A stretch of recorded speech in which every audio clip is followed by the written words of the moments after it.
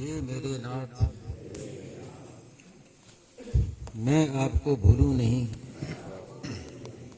हे मेरे प्रभु, मैं आपको भूलूं नहीं। हे मेरे स्वामी, मैं आपको भूलूं नहीं।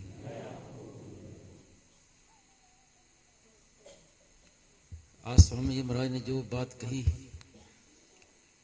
सब सार, सब सत्संग का सार, पंचामृत। जब हम पढ़ते थे तो दो विषय होते थे, एक थ्योरी और एक प्रैक्टिकल। तो थ्योरी तो बहुत सुनते हैं, ये पंचामृत है, ये प्रैक्टिकल है। और इन 5 बातों में भी सबसे पहली बात खास है। स्वामी जी महाराज ने कहा था कि मूल बात जो है वो पहली बात ही है, बाकी सब उसके अंतर्गत।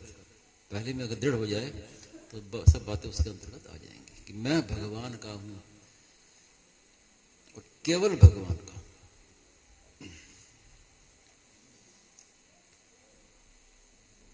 केवल का तात्पर्य दूसरों ना कोई।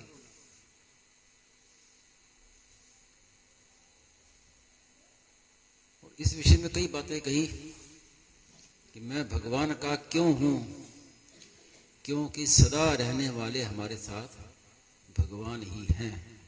एक भगवान के सिवाय दूसरा ऐसा कोई नहीं है, ना वस्तु ना व्यक्ति, जो सदा हमारे साथ रहे। आप विचार करके देखें कि हम जिन वस्तुओं को अपनी मानते हैं, जिन व्यक्तियों को अपना मानते हैं, वे सदा से हमारे साथ नहीं थे, वो सब मिले हैं और सदा हमारे साथ नहीं रहेंगे, क्योंकि एक दिन उन सबको बिछोड़ना है। जिसको कहते हैं नदी नाव संयोग। किनारे पर कई लोग, कोई कहां से आके एक नाव में सवार हो गए। तो जब नाव में इकट्ठे सवार हुए तो वो एक कुटुंब बन गया, परिवार बन गया। अब आपस में बातें कर रहे हैं, भोजन कर रहे हैं, सब कर रहे हैं। आगे आ गया किनारा, अब उसमें उतरो। अब उतरने के बाद कोई कहां गया, कोई कहां गया, फिर बिछुड़ गए। तो ऐसे ये संसार है, नदी नाव संयोग की तरह मिला है और बिछुड़ जाएगा। और जीव मात्र में जब से वो भगवान से अलग हुआ है, उसके भीतर एक इच्छा है कि मेरा कोई ऐसा मित्र मिले, ऐसा कोई सखा मिले, ऐसा कोई प्रियतम मिले, जो सदा मेरे साथ रहे, कभी मेरे से बिछुड़े नहीं। तो ऐसे एकमात्र परमात्मा ही है और बाकी सब बिछुड़ने वाले हैं।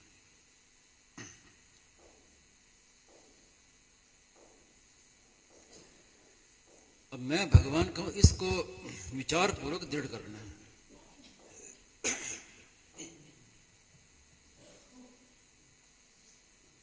और विश्वास पूर्वक मानना है।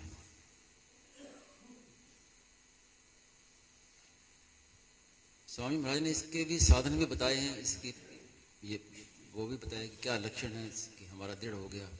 कई बातें तो जो याद आती हैं आपको बता रहा हूं। साधन इसका बहुत बढ़िया बताया कि आप कोई ऐसा अपना मित्र बना लो, किसी सत्संगी भाई को, किसी अपने मित्र बना लो, जो आपको याद दिलाता रहे भगवान की। ऐसा मित्र नहीं जो भोगों की याद दिलाए, संसार की याद दिलाए, वो तो फंसाने वाला है। मित्र नहीं, शत्रु है। तो आपका ऐसा कोई मित्र हो, भले उसको कह दो कि भाई मुझे याद दिला दो, जो आपको बार बार, वो सच्चा मित्र है आपका। तो एक ये उपाय स्वामी ने युक्ति बताई। और दृढ़ता ऐसी बताई कि आप अचानक कोई पूछ ले कि आप कौन हैं, तो सोचना ना पड़े, बिना सोचे मन में आ जाए कि मैं तो भगवान का। आप सो रहे हैं और आपको अचानक कोई जगा दे कि कौन हो तुम, तो अचानक तुरंत याद आ जाए कि मैं भगवान का हूं। सोचना ना पड़े। और अब जंगल में जा रहे हैं और सामने अचानक शेर आ जाए, सिंह आ जाए, तो भी मैं भगवान को हूं, इसकी विस्मृति नहीं होनी चाहिए। ऐसी दृढ़ता होनी चाहिए जैसे बच्चे की मां में दृढ़ता होती है ना। प्रत्यक्ष में उदाहरण है, बच्चे को कुछ भी कहो, तेरी मां नहीं है, नहीं मेरी मां है। कैसे मां है? बस मां है। कुछ भी कहो, उसके लिए सब प्रश्न बराबर है, कोई प्रश्न नहीं है। मां है तो बस मेरी मां है। क्यों, क्या, कोई प्रश्न नहीं, कोई शंका नहीं, कुछ नहीं। ऐसे होना चाहिए भगवान के प्रति निष्ठा।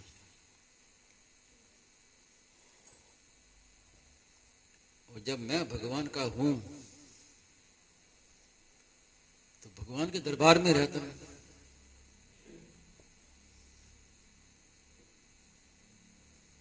सीधा मान लो कि मैं घर में नहीं हूं, मैं तो भगवान के घर में रहता हूं। घर मेरा थोड़ी है, तो भगवान का। जैसे यहाँ रहते हैं ना, तो आपके मन में भावना है कि ये तो हमारा घर थोड़ी है, तो हम आए हैं सत्संग करने के लिए, आश्रम में आए हैं। ऐसे ही भाव घर में रहे कि हम तो आए हैं यहाँ पर। सच्ची बात है, कोई झूठी बात नहीं, विचार करे तो भगवान का घर है। और अगर इसको युक्तिपूर्वक, विचारपूर्वक समझना चाहें तो भी यही बात सिद्ध होती है कि भगवान सर्वव्यापी है। ये प्रत्येक आस्तिक जानता है कि भगवान कण कण में भगवान है। भगवान के बिना एक तिल जितनी चीज, सुई की नोक जितनी चीज भी खाली नहीं है, सर्वत्र व्याप्त है। और ये भी इस बात है कि भगवान और उनका धाम दो नहीं है, क्योंकि सत्ता एक ही है, भगवान एक ही है। तो भगवान और उनका धाम एक ही है, और वो भी सर्वव्यापी है। फिर भगवान सर्वव्यापी है, उनका धाम एक जगह हो।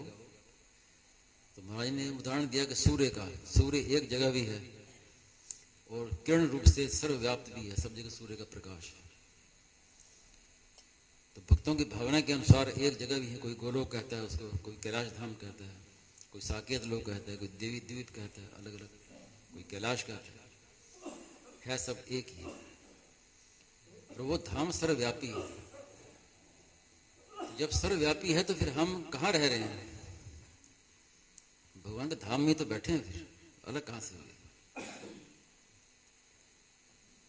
तो ये मान ले कि हम तो भगवान के धाम में हैं, हम संसार में नहीं है, घर में नहीं है। महाराज ने कहा ना कि मैं ग्रस्त हूं, ऐसा मानोगे तो ग्रस्त का काम तो एक नंबर में होगा और साधन होगा 2 नंबर में। और मैं साधक हूं ये मानोगे तो साधक का काम होगा 1 नंबर में, बाकी 2 नंबर में। दूसरी बात, अगर मैं भगवान का हूं, भगवान का मानेंगे तो हम जो भी साधन करेंगे वो सजीव साधन होगा, सजीव। और अपने को वर्ण आश्रम का ग्रस्त आदि मान के करेंगे, जो वो साधन होगा वो निर्जीव साधन होगा। निर्जीव साधन क्या? कि भगवान के नाम की माला कर रहे हैं, दृष्टि हमारी घड़ी की ओर जाती है, कितना बाकी रह गया। माला करते करते माला उठा के देखेंगे कि अभी कितनी माला बाकी है। ये निर्जीव साधन है। और साधन करते समय आनंद नहीं मिलेगा। जब साधन पूरा हो जाएगा तो जब उठेंगे तब आनंद मिलेगा कि चलो आज का काम पूरा हुआ, आफत मिटी। तो ये निर्जीव साधन होगा। ये तब होता है जब अपने को हम ग्रस्त मान के, कुछ वर्ण आश्रम का मान के तब करते हैं। लेकिन जब हम अपने को भगवान का मान लेंगे तब साधन होगा, वो होगा सजीव। जैसे औषधि लेते हैं तो निर्जीव है, जैसे तैसे आंख बंद करके औषधि अंदर निगलनी पड़ती है, ऐसे साधन होता है। और सजीव साधन होगा जैसे भूख लगी और भोजन करें, तो ये सजीव साधन। तो फिर साधन करते समय आनंद आएगा और फिर वो अखंड होगा। ऐसा नहीं कि आज 1 घंटा साधन कर लिया, चलो आग का काम पूरा हो गया, अब बाकी दूसरा काम करो संसार का। अखंड साधन कि हम जो भी काम करते हैं भगवान का ही काम करते हैं, फिर ये होगा। ये कब होगा? जब हम ये मान लेंगे कि मैं भगवान का हूं, तब होगा। जो कुछ भी करते हैं भगवान का काम करते हैं, जो कुछ भी पाते हैं भगवान का ही प्रसाद पाते हैं। कि भगवान के ही हैं, भगवान के दरबार में रहते तो प्रसाद ही मिलेगा, और क्या चीज मिलेगी। शुद्ध सात्विक लिखा है साथ में जोड़ के, कि कोई इसका उल्टा अर्थ ना लिख ले कि चलो कुछ भी पालो, बाकी भरी जगह वहां बाहर में वो टिक्की मिल रही है, टिक्की भी खा लिया तो सब भगवान के प्रसाद पाते हैं। तो शुद्ध सात्विक जो भी पाते हैं, और भगवान के दिए प्रसाद से ही भगवान के जनों की सेवा करते हैं।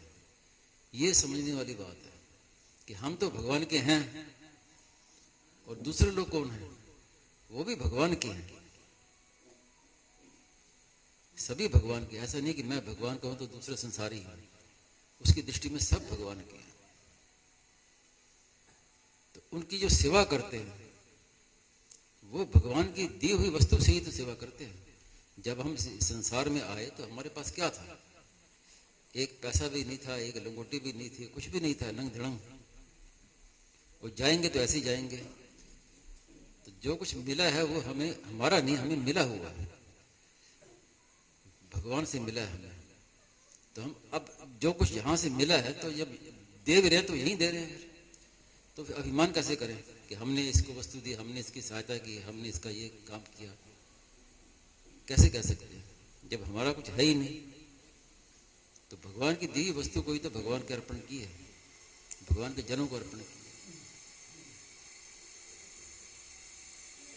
और भगवान के दिए ये पंचामृत यहाँ मिल रहा छपा हुआ, ले आओ और घर में लगा दो, उसको दीवार पर चिपका दो, और हाँ स्टिकर है, और रोज पढ़ो उसको। भगवान के दिए प्रसाद से भगवान के जनों की सेवा करते हैं। तो ये 5 बातें खास मानने की, अगर 5 बातें आप यहाँ से ले जाएं, मान लें, तो आपका सत्संग असली सत्संग हो गया पूरा। आपका सत्संग में करना सफल हो गया, यहाँ आना सफल हो गया।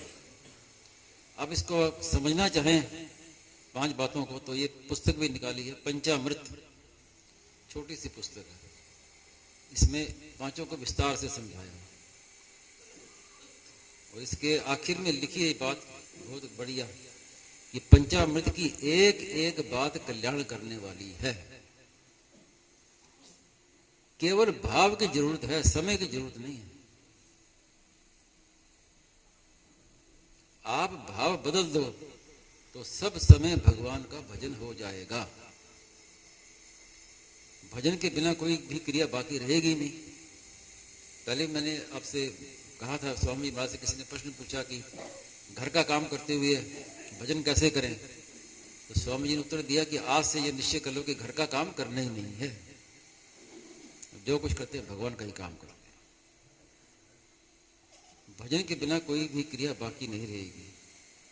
आगे सार बात लिखी है, भाव बदल दो तो दुनिया बदल जाएगी। वासुदेव सर्वम, वासुदेव सर्वम, इससे सिद्ध हो जाएगा। जो ऊंची से ऊंची बात, अंतिम बात, वो इससे सिद्ध हो जाएगी।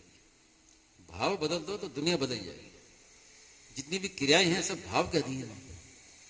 हमारा भाव बदल दो, क्रिया वही है, वो क्रिया बदल जाएगी। जैसे कोई किसी की हत्या कर दे तो बड़ा भारी पाप माना गया, उसको फांसी की सजा होगी। लेकिन सीमा में कोई सैनिक शत्रु की हत्या कर दे, मारा जाए, तो उसको पाप नहीं लगेगा, उसको उल्टा पुरस्कार मिलेगा, वीरता का पुरस्कार मिलेगा, महावीर चक्र, परमवीर चक्र। तो क्रिया तो बराबर है, क्रिया वही है, लेकिन भाव दूसरा है कि किसके लिए कर रहे हैं। तो वही बात लिखी कि भाव बदल दो तो दुनिया बदल जाएगी। काम वही करना, हमें काम के बिना तो रहना नहीं। ये तो है ना कि हम भगवान को जाएंगे तो हम व्यापार कैसे करेंगे, नौकरी कैसे करेंगे, पैसे कैसे कमाएंगे। वैसी नौकरी कर रहे हैं, वैसे व्यापार कर रहे हैं, भाव बदल दिया तो वो हमारा भजन हो गया। फिर क्या होगा कि नौकरी करते हैं तो हमें जो तनख्वाह मिलती है वो है प्रसाद। तनख्वाह मिले तो समझे कि ये भगवान ने प्रसाद दिया। योग यज्ञ शेष, यज्ञ शेष, वो यज्ञ शेष है। ऐसे व्यापार किया तो नफा हो जाए वो भी भगवान का प्रसाद, नुकसान हो जाए तो वो भी भगवान का प्रसाद। तो क्रिया तो वैसी रहेगी, भाव बदलने से बदल जाएगा, भजन हो जाएगा। जो क्रिया सांसारिक बंधन में डालने वाली, बंधन कारक, वही क्रिया मुक्त करने वाली हो जाएगी, वही क्रिया भजन हो जाएगी, केवल भाव मात्र बदलने से। आगे लिखा है आपकी नियत भगवत प्राप्ति की होनी चाहिए। नियत तो जरूरी है भाई। घर से निकले हैं तो किसी से पूछे कि भी कहाँ जाना, बोले कहाँ जाओगे, बोले कहीं चले जाएंगे, तो फिर कहीं चले जाओ। तो घर से निकलना तो उद्देश्य तो बनाना पड़ेगा भी हमें वहां जाना है। बिना उद्देश्य के तो पागल का काम है, कहीं भी चला जाए तो वो तो पागल है। नियत भगवत प्राप्ति होनी चाहिए। तो फिर ये इसके समान, फिर भगवत प्राप्ति के समान सरल कोई काम है ही नहीं। ये बात किसके बल पर कही है? भगवत प्राप्ति के समान सरल काम कोई है ही नहीं, ये बात इसके बल पर कही है पंचामृत। मैं भगवान का हूं, मुख्य बात इसमें जो पहली बात है, मैं भगवान का हूं, भगवान मेरे हैं। इसको स्वीकार कर लें तो हमारा यहाँ आना सफल हो गया, हमारा सत्संग सफल हो गया। देखो सत्संग बड़ा दुर्लभ है। अभी पहले तो होता था कि अब दिवाली आ गया, उसके बाद होली में सत्संग होगा, होली आई तो अब दिवाली में सत्संग होगा, अनाउंस भी कर देते थे। अब अनाउंस भी नहीं कर सकते। अब पता ही नहीं कि बस जो हो गया वही ठीक है, आगे का कोई भरोसा नहीं, कौन सी लहर आ जाए, तीसरी लहर आ जाए कि चौथी लहर आ जाए। तो इससे ये तो सबको ज्ञान हो गया होगा कि ये पुरुषार्थ हमारे हाथ की बात नहीं, ये हमारे पुरुषार्थ, हम चाहें कि हम सत्संग करा लें, नहीं करा सकते, भगवान की कृपा है। तो भगवान की कृपा से ये जो मिला है इसका लाभ उठाना चाहिए। कलयुग तो बाधा लगाएगा, कलयुग का तो धर्म है वो बाधा लगाएगा। कई ऐसे अच्छे सत्संगी हैं जो आने वाले थे, टिकट हो गया लेकिन एक दिन पहले एक्सीडेंट हो गया, बिस्तर पर। कई आना चाहते थे, किसी कारण से नहीं आ पाए, बहुत से लोग नहीं आ पाए, अच्छे सत्संगी जो आना चाहते थे, लेकिन ऐसी कोई बाधा आ गई, नहीं आ पाए। तो ये कलयुग बाधा लगाता है, तरह तरह कई रूपों से बाधा लगाता है। एक बार दौरे में स्वामी महाराज ने कहा कि मुझे वो कहते कि आप का स्वास्थ्य ठीक नहीं है, आप कम बोलो। डॉक्टर लोग कहते हैं आप बोलना बंद करो, कम मत बोलो। तो महाराज जी बोले कि ये उनका दोष नहीं है, ये कलयुग बाधा लगा रहा है, मेरे सत्संग में कलयुग बाधा लगा रहा है।